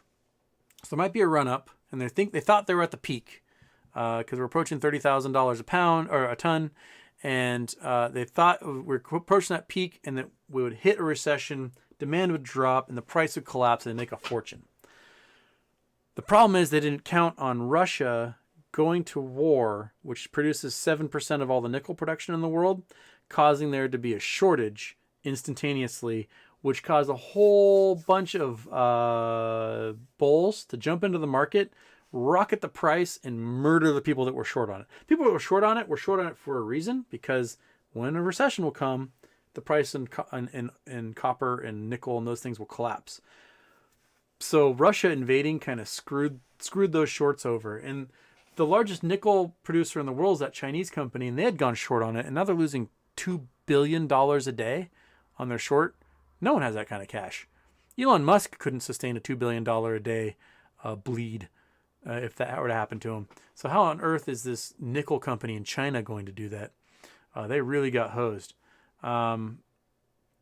So yeah, that what we saw was a major like bull run to murder those shorts on nickel, and it worked, man. It worked. Just in my head, you see LimeWire is making a comeback. Instead of pushing music flavored virus, they'll be JPEG flavored drug money. Oh, are they getting into the NFT money laundering racket? Yeah, I mean, it's weird. Like, oh, I need 20 kilos of cocaine. Here, have a monkey picture. The future is so fucking stupid. It's so dumb. Oh, it's so dumb. Sometimes, man, you just look at the shit that's going on and go, why? Like, if you're to ask me 10 years ago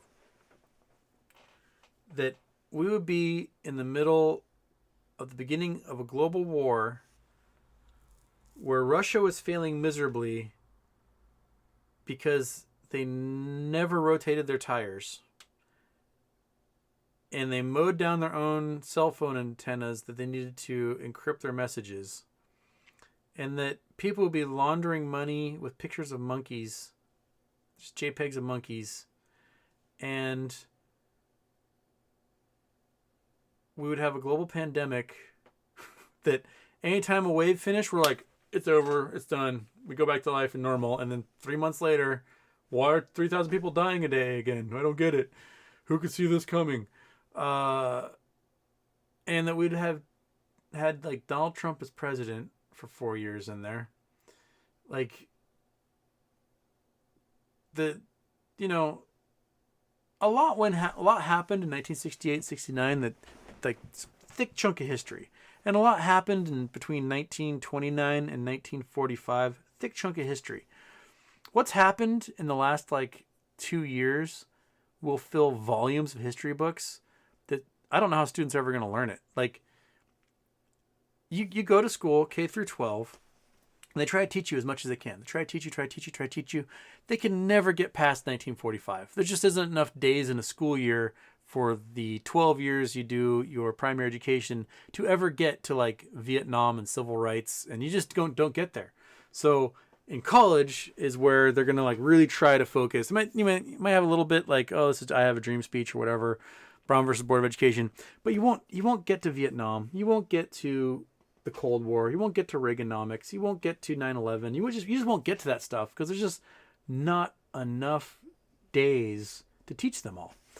And trying to see if students 50 years from now can ever wrap their heads around what has been happening for the last 2 years is going to be phenomenal. I hope I live long enough to see them even try to fit this stuff into a curriculum. It is just mind-boggling. I wake up every day and I'm like, oh, that happened. Okay. Oh, shit. Oh, that happened also. Whoa. It's all consuming, man. So much crap. So much crap. just mind-boggling. I think a lot of it started because a whole bunch of angry old people were mad about a really kind of ineffectual new healthcare system being deployed. And that new kind of ineffectual healthcare system being deployed made them scared that somehow the government was affecting their Medicare. And so they voted for a bunch of idiots who, yeah, and then their history started from there. Like those town halls in 2009 were just the dumbest shit. Get your government hands off my Medicare. I'm like, dude, it is government. The government is who has their hands all over Medicare because it's a government program. I don't think you understand how any of this works. And we just end up with the weirdest stuff, man. The future's fucking weird. So much weird. The fact that I'm here doing a live show on the internet with all you guys is just weird enough as it is, let alone trying to like actually grok current events and technology that is just monkey pictures selling for millions of dollars, pictures of monkeys smoking a cigarette with pink hair selling for millions of dollars, all because some guy is laundering drug money, is just the weirdest thing ever. Okay. Moving on from there. Let's see if we can get past. Okay.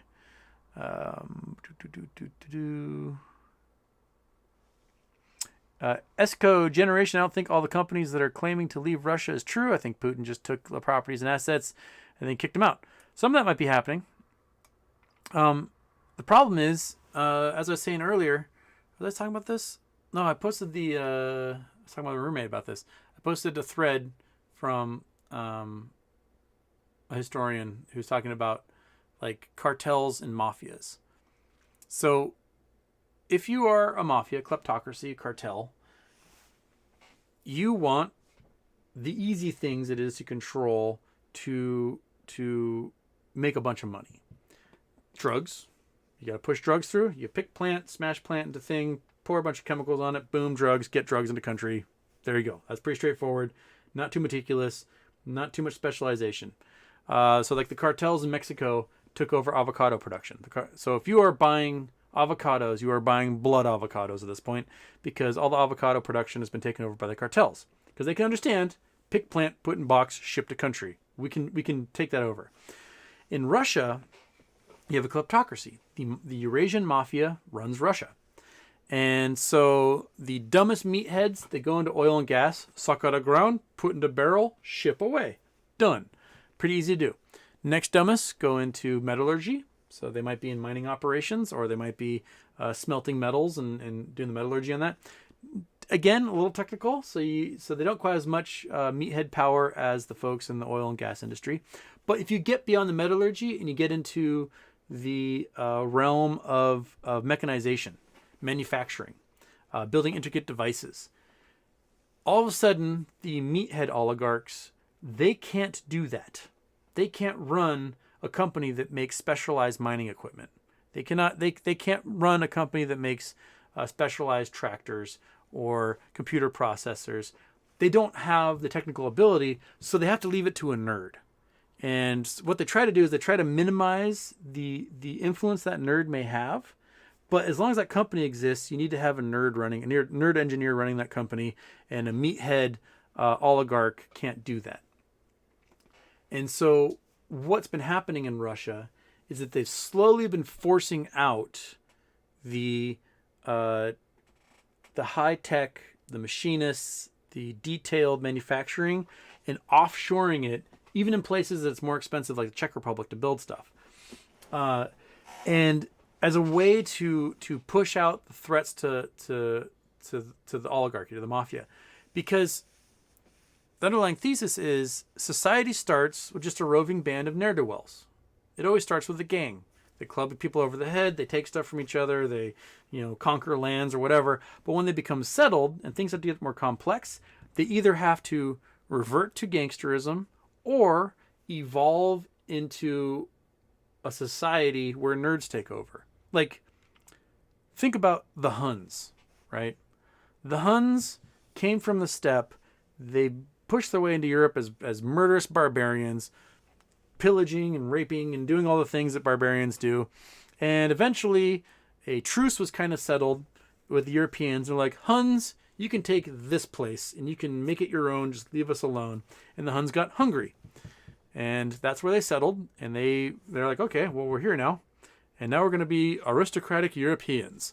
And they formed fiefdoms and nobility and industry. And they went from barbarous murderers to an industrialized feudal society, to an industrialized nation eventually, and now sort of a democracy. Orban's kind of an asshole. Or the Vikings. The Vikings raped, pillaged, and plundered. And they did that for thousands of years. And now they have like the nicest, kindest, safest societies on Earth. Because they had to embrace their inner nerd. You might have some nations like Somalia where every push to try and like improve society somewhat gets conquered by a warlord, and they have a step back, and because that warlord doesn't want to concede power, so they can't let a nerd take over and make things better for everyone because that would undermine their ability to power. So Russia has faced this conundrum where they don't have the expertise, or they won't let the expertise in to run certain industries. And so they have to rely on foreigners to do it for them, or outsource it from foreign countries. And so Putin may have this grandiose idea of, I'm going to take over the Coca-Cola factory and the IKEA plant and the, I don't know, car plant or whatever. But he can't actually let one of the engineering nerds run those things and let them become a wealthy oligarch, because that would undermine Russia's ability at being a thug. And so the invasion of Ukraine makes sense is if you are a mafia and you need to just exude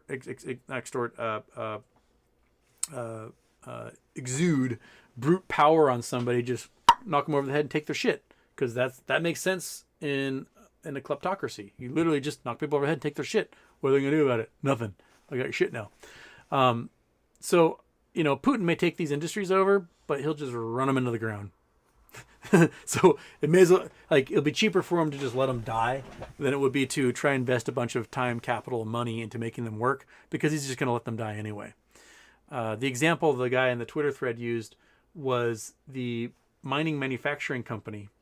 So when Putin invaded Ukraine the first time around, and the ruble went from 35 to $1 to like 50 to $1, something like that, which was great for the oil and gas industry, because you were getting 35 rubles for this, now you're getting 50 for it now. So cool. But if you are a company that does specialized machining, and you have to buy a German-made laser cutter that was costing, I don't know, 1 million rubles, and now it costs you 2 million rubles, well, shit, your cost of production just doubled. And so now, because the machines are so expensive, they find themselves having to contract with companies that have nothing to do with the actual production of the vehicles. So these vehicles are made in Russia. They're very expensive, but to fix them, it's actually cheaper to send them to the Czech Republic to have them worked on, because the machines there are cheaper for the Czechs to buy because they use the euro. It was a very fascinating Twitter thread, very long, but I dig the thesis. And so Esco, that's your question. Your question is the entire reason why I'm an hour and 30 minutes behind in the chat, because I will get off on that tangent and I will talk and talk and talk and talk and talk, and we'll get nowhere. All right. That being said, that means we're an hour and 45 into this thing, and there's a bunch of chats that I've totally missed, and 1,000 apologies if I missed your chats. Okay, just in my head was the last super chat there, so I haven't missed these super chats in a while. Good. So now I'm scrolled down, and I'm gonna have to zoom back up and see what I've missed here. Okay, I got cut off at 1:40 p.m. Okay, so if you chatted between 1:25 and 1:40 p.m., I have no idea what you said. It is gone now. It is gone forever, deleted by the Google. Okay. Sitting Bull, Houston. Laserhouse just tweeted me a link to YouTube channel More Perfect Union. Put out 2 days ago details on outlining the bankrupt good companies for profit funds scheme. Okay, I'll check that one out. That's another thing. Like we have our own weird thugs who don't know how to do anything, business majors, and they head companies like these venture capital groups. They will take a company that makes stuff or sells stuff or does things, and they're like, okay, this company makes $1 billion a year. We can do a leverage buyout of them. We'll take out a loan based on this, $5 billion market cap of the company, and we will buy them. And what we're going to do is we're going to take out $5, $10, $12 billion in loans, pay us huge exorbitant piles of cash, so you make ourselves a quick $10 billion, and then we're going to set that company adrift into the sea of corporate bankruptcy. And so all of a sudden that company can't make anything anymore because all their assets have been sold off and all of their land is sold and their leases are too expensive and they just disappear into nothing. So rather than making $1 billion a year over 10 years as a profitable company, they got a quick 12 billion out of them in 2 years and they're like, peace. And then they go do it again. So it's it is, in my opinion, it's organized crime, the way they do that, the way they operate. Happened with a lot of U.S. steel. They would go in, buy the steel plants, and sell them off, and take out huge loans against all the infrastructure, and then sell off the infrastructure out from under it, and then make a huge profit and leave. They did it with all the toy companies. If you guys remember our very long interview with Laser Haas, where I was just like, They did it to all the toy companies, and KB, Toys R Us, eToys, you name it. They just piecemealed them and set them adrift into the world of corporate debt because it's easier to make a quick pile of cash that way. Problem is, eventually, if you keep doing that, you're gonna run out of companies you can take apart, man. So, yeah. Yeah. Okay.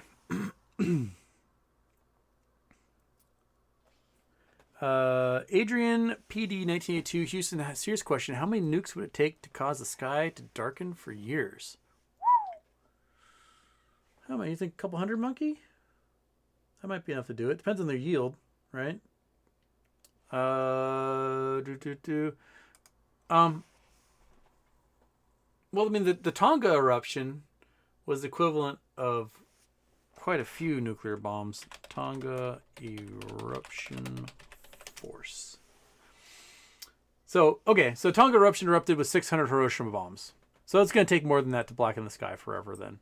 Or Hiroshima stuff. But Hiroshima bombs are like 10 kiloton. And we've got... Oh, you want a blanket. Okay, sorry. Sorry, Monkey. I know you want a blanket. I can tell that look. You want to be covered. There you go. And so... but like a megaton explosion, like, some of the big, giant, scary, awful ones, those things are hundreds of times the size of a Hiroshima bomb. So, let's say 600 megaton size bombs, hydrogen bombs. That would probably be enough to do it. And that would be pretty gnarly. But at the same time, like, any place that stuff went wild, went kaboom, you're looking at decades of not being able to be used or wastelands, especially with those hydrogen bombs. They really would contaminate the soil much more than the 10 kiloton yield Fat Boys or whatever they dropped on Hiroshima and Nagasaki. Fat Man and Little Boy, that's where they were. Yeah. I recommended it before, and it is the heaviest meal I've ever had in my entire life. But The Making of the Atomic Bomb, published in 86, won the Pulitzer Prize. Seriously, it took me from 2000, from basically, it would have been like, probably December 2007 until January 2014 for me to finish this book. It was about 5 years for me to. I would read 2 pages, And I go, I got to think about this for a week. And I'll just sit down and like, I read probably 100 books or more in the time it took me to finish this one book. But it is phenomenal. And you will learn so much about quantum mechanics, nuclear physics, the scientists behind all these major discoveries, the history of the Manhattan Project. There's a really just awful section of 100 pages of just what the destruction was on humans with the atomic bombs and just what they went through and the human costs of these weapons. It is phenomenal. And if you read it in conjunction with like biographies on some of these guys, like, you know, biography on Feynman, something like that. This is easier to digest, more about like his life and not so much about the technical stuff that is behind things like this. It's your brain, you'll wrinkle your brain so much. I highly recommend it if you want to get the nitty-gritties of nuclear physics and just know how absolutely terrifying a nuclear bomb is. You do not want to be a victim of one of those things. You know, everyone always joked about like the duck and cover. Like, oh, duck and cover, nuclear apocalypse about to happen. Hide under your desk, children. Like, it's just to keep them quiet during the last few seconds, I guess. I don't know. Okay. Paraterran, Amazon just approved a 20-to-1 split. They're buying back up to 10 billion of their stock. Yep. You're going to see a lot of buybacks happening as the SPY starts to teeter. You know, that's why last fall Microsoft announced $60 billion in buybacks, because they don't want their stock to fall with the rest of SPY. They're trying to stay afloat by making it more sparse. And then Amazon wants to increase folks buying into their stock by doing a 21 split, which still makes it in the hundreds of dollars. Because right now it's like $3,000, right? So it's still going to be a $150 stock plus at 20-to-1, and then do a buyback, and that value is going to go up. It is the tricks of the corporate world to inflate their stock prices. Okay. How many nukes would it take to freeze the world? Like Snowpiercer. Yeah, no, nuclear winter is possible. It kicks up enough dust. Probably in the same realm as the last question. If you can do a few hundred megaton explosions, that'd be enough. And that's the type of stuff that would be like, you know, war games. Russia and U.S. just exchange, and then whomp, and in 30 minutes it's all over. And then roving bands of people with mutations and whatnot are doing their Mad Max thing.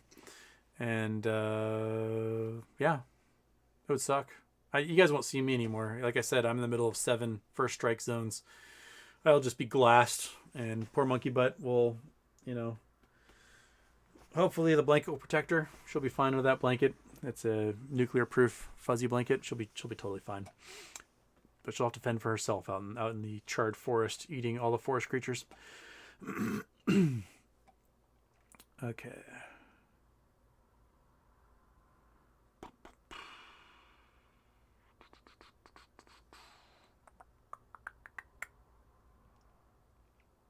All right. Oh, yep. 20-to-1 Amazon thing. Boogity boogity. And now, okay, Amazon's up 6.5% on the news. Dang.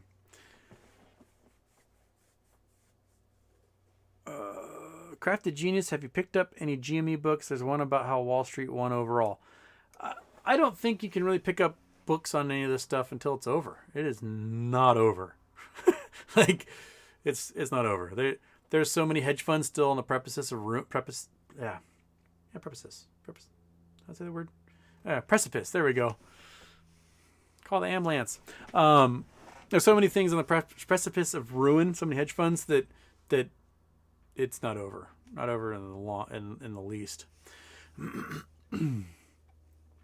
Okay. So, all right.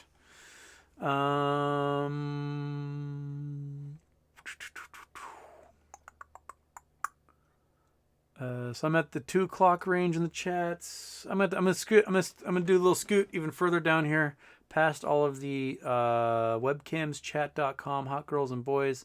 How are these guys still creating new ones of those? Right,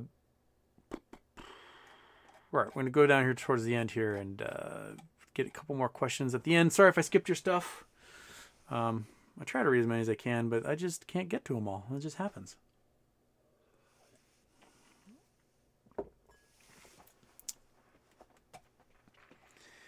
Okay. Daphne, Houston, how is your confidence level for GME moas? Is it still doubtful now? No. Nothing's changed. They're still short. The one thing that they're able to do is they're able to extend this to go on and on and on. And all they do when they extend to make things go on and on is that they increase their liability.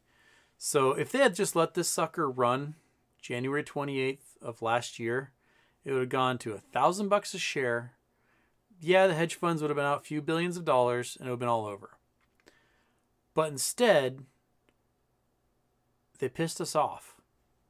And then people started doing more research and started digging in, just seeing how corrupt it is. And they found out about equity swaps and debt swaps. And they found out about naked shorting. And they found out about market maker status and what that means. And then they discovered that, manipulation was happening on levels for hundreds of other stocks. And if they had just let this thing run January 28th of last year, it would have been over. They would have closed out those positions. They would have gotten $1,000 a share for them. And the early investors have been stoked. And everybody like, oh, good job. You squeezed that. Way to go.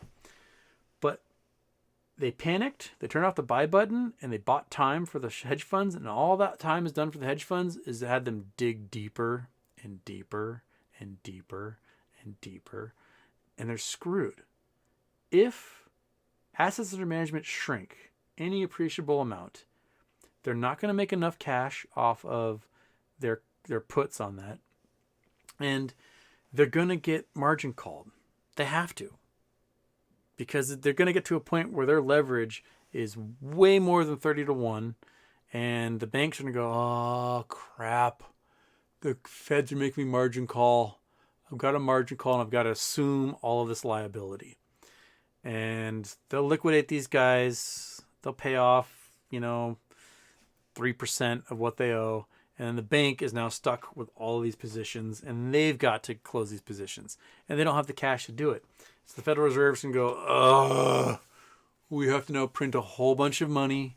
Come on, Treasury. Just start printing. We got to bail out these banks so they can close these positions. And it's just going to spiral from there, man. Yeah. We're still in it. We just got to sit and wait. And they're going to fuck up eventually. That's where we are. Gold Foil Jumpsuit. Houston, can you talk about Stranger in a Strange Land? What a weird, wonderful book. It's my favorite sci-fi book. Stranger in a Strange Land. Got it right there on that shelf. It's the only book I've ever read twice. So there you go. That's my review of Stranger in a Strange Land. It's the only book I ever spent the time to read twice. I read it once in high school, and I read it again in... I was dating a girl. She was an English major, or she had been an English major. She was a lawyer at the time. And she was like, let's give each other our favorite books. And I was like, oh, well, a couple of favorites. Like, have you read Catch 22? She read Catch 22. And so I was like, oh, have you read Stranger in a Strange Land? She said, no. So I gave her Stranger in a Strange Land. She gave me the most boring book about a lesbian that managed a lighthouse I've ever read in my entire life. It was beautifully written, but my God, nothing ever happened in that book. So then I was like, you know what? I'm reading Stranger in a Strange Land again since your book was boring. And so it's been like 15 years since I read it my second time. But it's beautiful. And it's where the term grok came from. So if you talk about somebody like processing information, they're grokking it. It came from that book. And it's before Robert Heinlein got into his, I just like to write stories about three ways, towards his senile, more libertarian years at the end. It's very weird, like the sci-fi authors, how lazy they get towards the end of their careers. What's his butt? 2001 Space Odyssey. Oh my god, why my brain can't think of it. Author.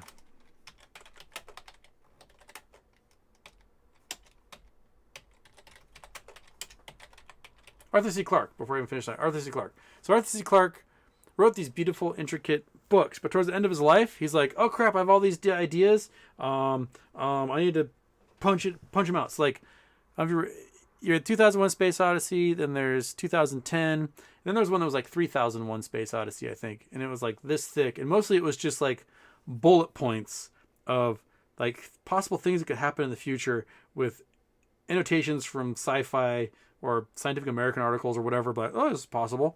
And there was no story. There was nothing there because he's like, I gotta get these ideas out before I die, and then he died. So yeah, that's but anyway, Stranger Strangeland, I think, is one of the most beautiful sci-fi books ever written. I thought it was just phenomenal. I recommend that if you haven't read it. Okay. Idiocracy became based on a true story. Yeah.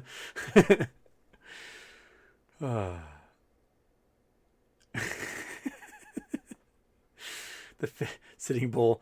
The fish who wears a mattress. It sounds interesting. What does it mean? Some old proverb saying, "My fish wears a mattress. My fish wears a mattress." Okay, Jersey's got some coordinates. Might do some coordinates here before we finish up for the day. Why not? Do some Google Earthing. Let's Google Earth this mother.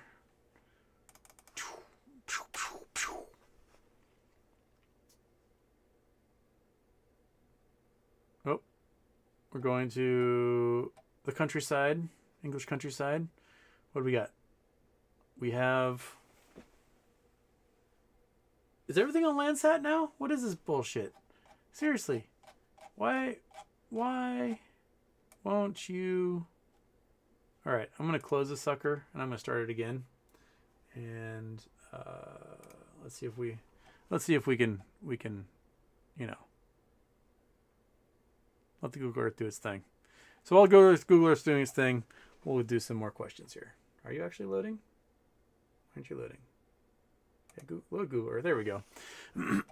Okay. Are you still sending out stickers? Yes. I have some stickers I got to mail out. I think I should go check the P.O. box on my way back to my mom's house, and I can go gather some more. Here we go. All right, this is back up. Let's try again. Come on, give me something other than Landsat 30-meter resolution, you ding-dong. Here we go. There's the countryside. Ah, I got the lion. Oh, it's better than that dude's wiener again. You guys like to send me the wiener a lot. Wiener, chicken diener. You know, the pagans did some cool stuff. Putting lions and wieners on the sides of hills. I dig it. Wiener guy, I think, is more towards the south of England, if I remember correctly. He does have quite the dingle-dongle on him. All right, Jersey, thank you for that one. Okay. Scrolling to the very bottom. Let's see here. Boop, boop, boop, boop, boop.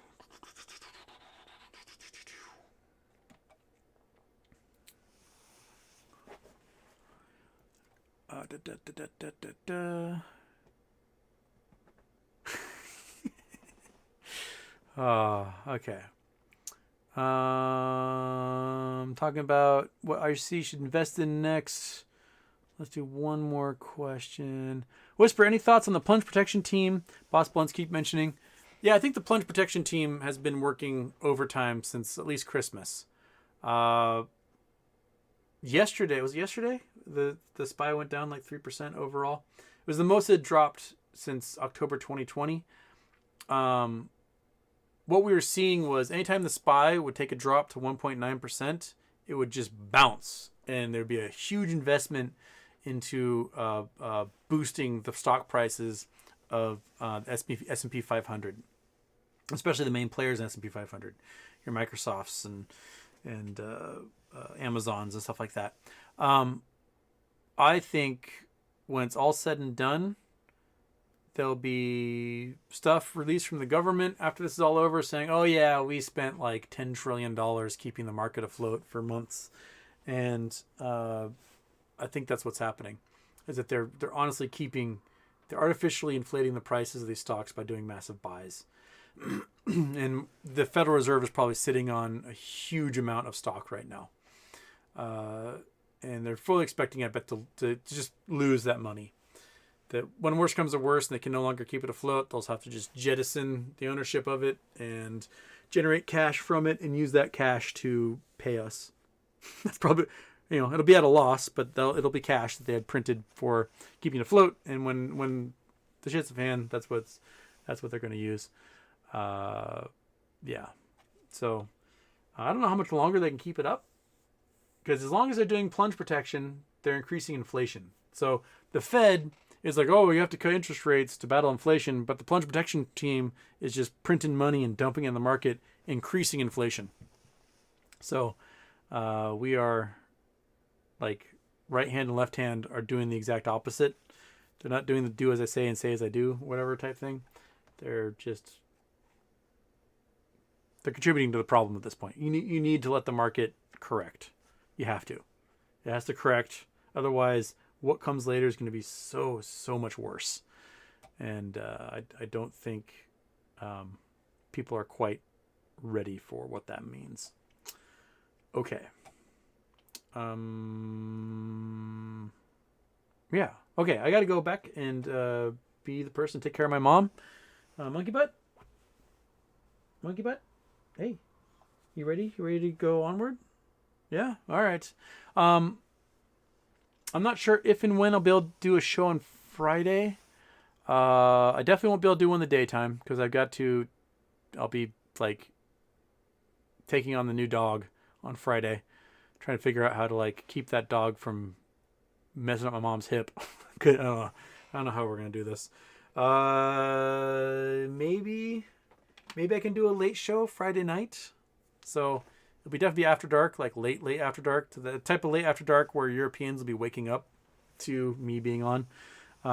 So picture something 10 o'clock or later PM on Friday if I can do one.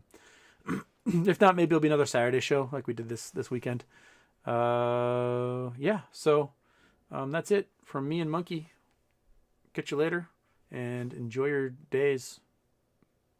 Cool. All right, later. Boop.